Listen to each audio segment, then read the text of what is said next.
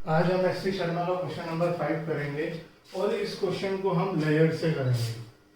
तो लेयर में जनरली हमें 3 लेयर बनाने होते हैं, कभी कभी 4 भी बनाने पड़ते हैं अगर नेसेसरी लेयर लिखा हो। तो 3 लेयर कौन कौन से बनेंगे? पहला बनेगा रियलाइजेशन अकाउंट, पिछले चैप्टर में रिवैल्यूएशन अकाउंट बनता था। दूसरा बनेगा पार्टनर्स कैपिटल अकाउंट, जो पिछले चैप्टर में भी बनता आया था। और तीसरा बनेगा बैंक अकाउंट। इसमें बैलेंस शीट नहीं बनती है, मैं फिर याद दिला देता हूँ।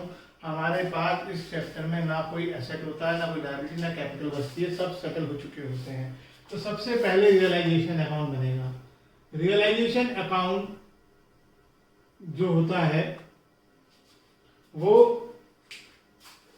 रिवैल्यूएशन जितना छोटा नहीं होता है, वो थोड़ा बड़ा होता है। जितना साइज आपका आपको दिखाई दे रहा है बैलेंस शीट का, उससे डबल बनेगा लगभग। ज्यादा भी हो सकता है लेकिन कम नहीं होगा। डबल कैसे? एक बार तो एसेट लायबिलिटी ट्रांसफर होंगे और फिर वो सेटल होंगे। तो हर चीज 2 बार आनी है, एक बार ट्रांसफर होने वाली और एक बार उनके सेटल होने वाली। इसलिए लगभग आपको जितनी आपकी बैलेंस शीट में साइज होता है उसका डबल साइज चाहिए होता है। सबसे पहले हम एसेट्स ट्रांसफर करते हैं। एसेट ट्रांसफर करने के लिए क्या एंट्री थी? हम रियलाइजेशन अकाउंट को डेबिट करते हैं और एसेट्स अकाउंट क्रेडिट कर देते हैं। तो सारे एसेट जो जो ट्रांसफर होते थे वो रियलाइजेशन के डेबिट साइड में आ जाएंगे उनकी फेस वैल्यू में। सबसे पहला बैंक है, बैंक ट्रांसफर नहीं होता है। फिर डेटर्स है, डेटर्स से 2,74,000 ट्रांसफर होगा जो उसके सामने लिखा है। और जो 8,000 का प्रोविजन है वो क्रेडिट साइड में लायबिलिटी के साथ आएगा। उसी वक्त लिख दिया करो, नहीं तो जल्दबाजी में भूल जाते हैं। इसका कोई दूसरा तरीका नहीं है। आप यहाँ 266 लिख देंगे तो मैथमेटिकली हो सकता है आपका लास्ट तक आंसर बिल्कुल राइट आ जाए, आपका सब कुछ सही आएगा मैथमेटिकली, लेकिन कॉन्सेप्चुअली वो बिल्कुल गलत होगा और इसके मार्क्स एग्जाम में कट जाएंगे चाहे बहुत ज्यादा ना रखें। स्टॉक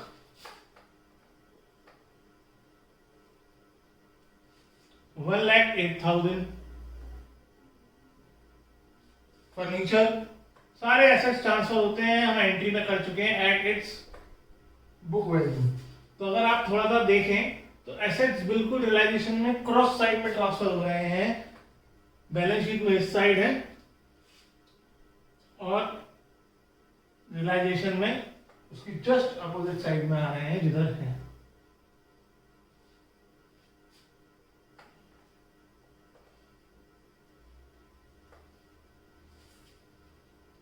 बिल्डिंग 30 लाख, थोड़ी बड़ी अमाउंट है। फिर लायबिलिटी साइड में बैंक लोन आएगा। पार्टनर का लोन नहीं आता है, बाकी सारे लोन आते हैं। 4,34,000। क्रेडिटर्स आएंगे। जनरल रिजर्व और कैपिटल्स नहीं आएंगे, ये ट्रांसफर नहीं होते हैं। उसके बाद जब भी कोई एसेट की ट्रीटमेंट होती है, एसेट की 2 ही ट्रीटमेंट होती है, या तो कोई पार्टनर एसेट ले जाता है या एसेट सोल्ड कर दिया जाता है। अगर कोई पार्टनर एसेट लेके जाएगा तो क्या एंट्री होगी? Partners capital account debit to realisation. और अगर सेल हो जाएगा तो क्या एंट्री होगी? Bank account debit to realisation. दोनों ही केस में रियलाइजेशन क्रेडिट होगा। तो आप कह सकते हो एसेट की ट्रीटमेंट क्रेडिट साइड में होगी। ट्रांसफर इधर किया है, ट्रीटमेंट इधर होगी। लायबिलिटी का उल्टा है, लायबिलिटी पे करोगे तो रियलाइजेशन टू बैंक, पार्टनर ले जाएगा तो realisation to capital. Realisation transfer इधर करो, लायबिलिटी ट्रांसफर इधर करी है लेकिन पेमेंट इस साइड होगी। तो अब सिंपल सी बात हो गई, आपको एंट्री में जाने की जरूरत नहीं है। एसेट्स की जो भी ट्रीटमेंट है इस साइड होगी, लायबिलिटी की जो भी ट्रीटमेंट है वो इस साइड होगी। सबसे पहले अगर कोई पार्टनर एसेट या लायबिलिटी ले गया है उसकी हम ट्रीटमेंट करेंगे। यहाँ पर हम एंट्री की तरह सीक्वेंस रखने की जरूरत नहीं है कि पहले एसेट, क्योंकि एसेट इस साइड आ गए हैं, लायबिलिटी इस साइड। जब आप क्वेश्चन पूरा कर लोगे तो कोई नहीं बता पाएगा। आपने ये पहले खुद बता सकता है कि मैंने by provision for doubtful debt पहले लिखा है या टू डेटर्स पहले लिखा है। लेफ्ट साइड, हाँ, स्टॉक और डेटर में से डेटर्स पहले लिखा है। प्रोविजन और बैंक लोन में से पहले बैंक प्रोविजन लिखा है, बैंक लोन बाद में। लेकिन राइट साइड और लेफ्ट साइड में से पहले क्या लिखा गया ये कोई बता नहीं सकता। तो यहाँ पर वो सीक्वेंस की जरूरत नहीं है कि पहले एसेट फिर लायबिलिटी। कर भी लोगे तो गलत नहीं है। अब स्टार्ट करते हैं। क्या कोई पार्टनर एसेट लेकर गया है? पढ़ो क्वेश्चन। रहमान जो है वो 50% मशीनरी, सॉरी पहले उससे ऊपर furniture was taken over by Ram. Partner कोई भी चीज लेके जा रहा है उसके कैपिटल अकाउंट में आएगा by Ram's capital account. Amount सीधा बाहर लिख सकते हो, लेकिन बेटर ये होता है कि आप ब्रैकेट में उस एसेट का नाम भी लिख लो ताकि आपको पता हो कि ये एसेट कौन सा लेके चला गया है। Furniture was taken over Ram at 79,000, तो यहाँ पर अमाउंट 79,000 आ जाएगी। इससे कोई फर्क नहीं पड़ता हमने यहाँ कितना लिखा है। फिर बताया हुआ है कि रहमान जो है वो एक मशीनरी रह गया है बाय रहमान कैपिटल अकाउंट। अब वो कितने में लेकर गया है? पूरी मशीनरी लेकर गया 50% यानी हाफ। कितने की मशीनरी थी? 4 लाख। हाफ ले गया यानी 2 लाख में ले गया, 2 लाख वाली ले गया, 2 लाख में लेके नहीं गया, लेकिन वो लेकर गया 5% लेस देन बुक वैल्यू। इसका 5% कम, 5% हो गया 10,000 माइनस करोगे। रहमान जो है मशीनरी ले गया है, लेकिन अभी आधी, कितनी अभी आधी बची हुई है हमारे पास, 1,90,000 में। एसेट ट्रीटमेंट बाय में होनी है, एंट्री सोच के करना चाहो करो। उसके बाद सेकंड लास्ट लाइन देखो, expenses of resolution were paid by Rahman. जहां पे भी पार्टनर कोई एसेट या लायबिलिटी लेके जा रहा है तो रहमान जब रिजोल्यूशन एक्सपेंसेस पे कर देगा तो एंट्री होगी realisation account debit to Rahman capital account. Bracket में रियलाइजेशन एक्सपेंसेस। कोशिश किया करो कि पहले जो पार्टनर लेके जा रहे हैं उनको आप दिखा दो। उसका क्या एडवांटेज है आपको भी पता चलेगा। अमाउंट है 7,000। अब कोई पार्टनर कोई चीज लेके नहीं जा रहा है, इसका मतलब अब या तो एसेट बिक रहे हैं या तो लायबिलिटी पे हो रही है ना। एसेट बिकेंगे, बैलेंस शीट में बैंक है तो बाय बैंक करके आ जाएगा, और लायबिलिटी पे होगी तो टू बैंक करके आ जाएगा। अब एक तरीका तो ये है कि आप हर एक के लिए, हर एक एसेट के लिए by bank by bank by bank लिखें। दूसरा तरीका ये है हम बाय बैंक एक बार लिखेंगे और सब कुछ जोड़कर अमाउंट बाहर कर देंगे, जैसे हम एंट्री में भी कर रहे थे, ऐसे ही टू बैंक में होगा। अब हमें कुछ भी ढूंढने की जरूरत नहीं है, क्वेश्चन शुरू से पढ़ो, जिसकी जब बारी आती है उसे लिखते जाओ। क्वेश्चन की पहली लाइन कहता है कि एसेट रियलाइज फॉलोइंग, डेटर्स 2,70,000। अब कई बच्चे जो हैं इस वजह से कंफ्यूज आते हैं, हमने यहाँ डेटर्स लिख दिया। डेटर्स जो आप लिख रहे हैं ये ब्रैकेट में लिख रहे हैं, जैसे यहाँ ब्रैकेट में लिखा है। ब्रैकेट वाला पोर्शन एंट्री का पार्ट नहीं होता है, इसकी एंट्री बैंक टू रियलाइजेशन ही रहेगी, इसलिए मैंने एंट्रीज पहले करा दी। Stock 15% less. स्टॉक कितने का है? 1,08,000। 1,08,000 का 15% निकालो, 16,200 लेस करना है 91,800। 91,800। उसके बाद रहीम फर्नीचर, राम फर्नीचर लेके वो दिखा दिया। Building sold for 29 lakh. Building 29 lakh.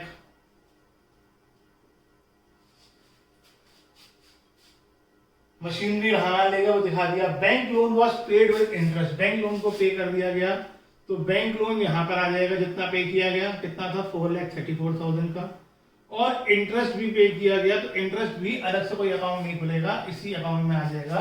कितना इंटरेस्ट है? 9,500। आप दोनों अमाउंट बैंक लोन के आगे जोड़ के भी ले सकते थे, अलग अलग भी ले सकते थे, इंपॉर्टेंट ये है ही नहीं। इंपॉर्टेंट टू बैंक है, ये तो ब्रैकेट वाला पोर्शन है, नहीं भी लिखोगे तब भी चल जाएगा। Creditors were allowed a discount of 5%। Creditors को जो है 5% कम में पे कर दिया गया। क्रेडिटर्स भी टू बैंक में आ जाएगा। 5% इसका 19,000 माइनस करोगे, 19 नहीं लिखना है, डिस्काउंट पे किया गया है, 19,000 पे नहीं किए, कम पे किए। कितने पे किए वो निकालो, 19,000 कम करके। उसके बाद remaining machinery was sold at 50% profit. बाकी मशीनरी बेच दी गई। कितनी मशीनरी थी? 4 लाख की थी, आधी रहमान ले गया था और आधी बची थी। आधी का मतलब 2 लाख। 2 लाख को 50% प्रॉफिट यानी 50% प्लस में, इसका 50% होगा 1 लाख, यानी कितने में? 3 लाख में। क्वेश्चन खत्म हो गया।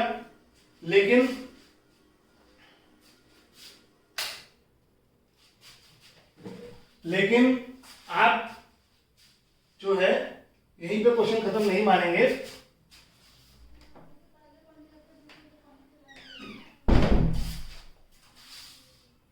यहाँ पे क्वेश्चन क्यों नहीं खत्म मानेंगे, क्योंकि यहाँ पर हमें देखना है कि अभी टोटल नहीं लगाएंगे, बाय बैंक का तो लगा सकते हो, टू बैंक का नहीं लगाएंगे।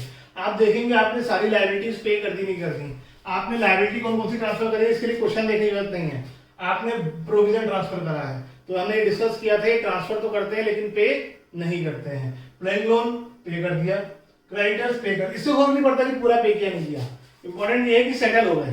तो ये सेटल हो गए हैं तो अब आप बाय बैंक का भी टोटल लगा लो और टू बैंक का भी टोटल लगा लो।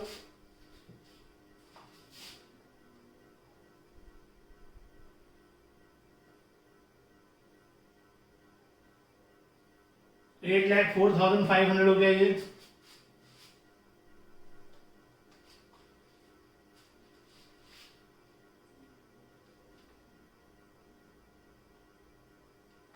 और 35,61,000 ये हो गया। अब बिजनेस को प्रॉफिट हो रहा है या लॉस हो रहा है कैलकुलेट करना है। कई बार ऐसी कैलकुलेशन में डिफिकल्टी हो जाती है पता करने के लिए, तो बहुत आसान है जानना इसमें। अब आप सिर्फ एसेट्स पे नजर डालें क्योंकि लायबिलिटी तो लगभग हमें पूरी पे करनी पड़ती है। अगर एसेट्स लॉस में गए हैं, देखो डेटर लॉस में गया, स्टॉक कम में गया, फर्नीचर कम में गया, बिल्डिंग कम में गई, सिर्फ एक आधी मशीनरी ज्यादा में गई है तो मोस्टली लॉस हुआ है। तो इसलिए हमें यहाँ पे एज्यूम कर लेते हैं, नहीं तो कैलकुलेशन चेक करनी पड़ेगी कि लॉस ही हुआ होगा।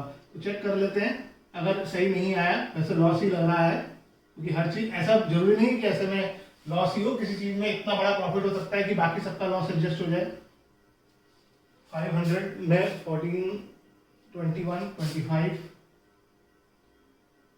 5, 12, 4, 5, 9, 17, 47,25,500। अब बैलेंस करते हैं 700, 9, 4, 13, 22, 23, 25 टू कैरी, 5, 13, 20, 29, 35, 42, 8, 11, 12, 17 कैरी 1, 47। तो 72,700 आ गया। अगर कैसे बोलता कि गलत करा था हमने, अगर यहाँ पर टोटल बड़ा वाला 47 का 48 या 49 पहुंच गया होता टोटल, तो इसका मतलब टोटल इधर का ज्यादा है। अभी तो फिलहाल 2 का ही ज्यादा है तो लॉस हो गया। Bye partners capital accounts, partners के नाम है राम रहीम रहमान,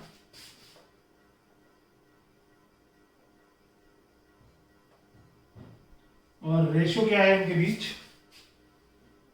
4:1:5, टोटल हो गया 10। तो इसमें आ जाएगा 7270, 36350 और 29080। चेक कर लो टोटल एक बार, ये पूरा हो गया। इसमें सबसे मेहनत, अगर ये अकाउंट आपका सही बन जाएगा तो उसके बाद क्वेश्चन गलत करने के चांसेस बहुत कम रह जाते हैं। मैं ये पूरा नहीं मिटा रहा हूं, पहले थोड़ा सा काम की भी चीज मिट गई है क्योंकि इन चीजों की जरूरत है। पार्टनर्स कैपिटल अकाउंट्स, कितने पार्टनर हैं 3, दोनों तरफ 3-3 बनेंगे ना, इसमें कोई जा रहा है ना आ रहा है, इसमें बढ़ाने कम ज्यादा की कोई बात ही नहीं है। चलो जो मेन चीज दिखानी थी वो तो मिट गई है, तो मैं ये पूरा ही मिटा देता हूं।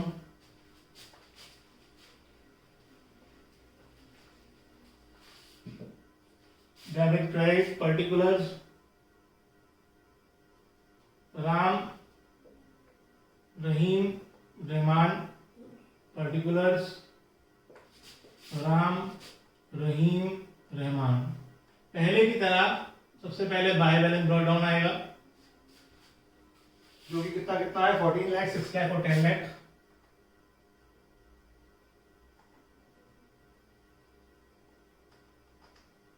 इसके बाद रियलाइजेशन का लॉस हुआ है वो आएगा 29080,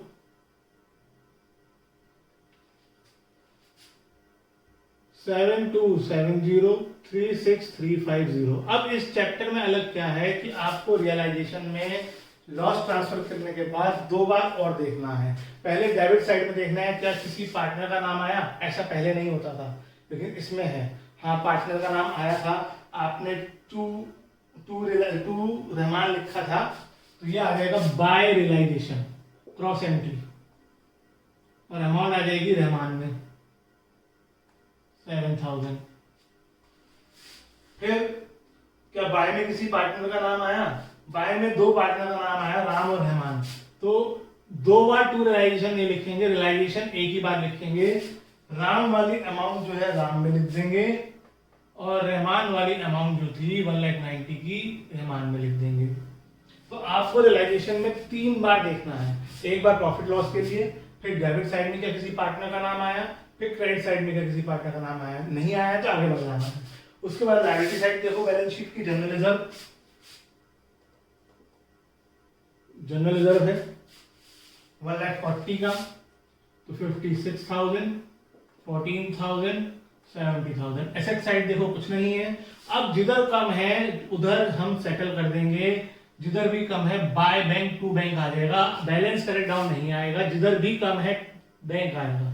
तो इसमें तीनों में बाय का टोटल ज्यादा लग रहा है 14,56,000, 14,56,000, ये 920 हुआ और 80,109 है ना, तो ये 1347 आ गया 1347। इधर 6,14,000 हो गया टोटल, ये भी टू बैंक में आ जाएगा। टू बैंक का मतलब हमने इन तीनों को पैसे दे दिए, तो 606,730 हो गया। उसके बाद इसका टोटल देखा जाता है 10,77,000, 10,77,650 और ये 0 22,88,50,650, ये पार्टनर कैपिटल अकाउंट क्लोज हो गए।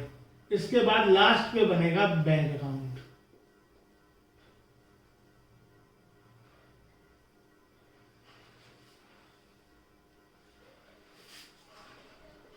पर्टिकुलर अमाउंट सबसे पहले इसमें बैलेंस ब्लॉट डाउन आएगा। इसमें अमाउंट लिखने का एक सीक्वेंस है, आप किसी और ऑर्डर में नहीं चल सकते, मार्क्स कट जाएंगे। सबसे पहले ओपनिंग बैलेंस आएगा, हमेशा की तरह डेबिट में आता है एसेट्स का। उसके बाद रियलाइजेशन अकाउंट देखना है, क्या उसमें कहीं बैंक आया, तो उसमें बाय बैंक आया था तो वो टू बैंक करके आ जाएगा, टू रियलाइजेशन करके, सॉरी बैंक में तो बैंक लिख नहीं सकते, टू रियलाइजेशन करके आ जाएगा। मुझे अमाउंट याद नहीं है, आप लिख लेंगे। टू बैंक भी आया था, क्रॉस हो जाएगा, वो बाय रियलाइजेशन बन के आ जाएगा। इसकी अमाउंट 8 लाख समथिंग थी, ठीक है, मुझे इस वक्त ध्यान नहीं है, मिट चुका है।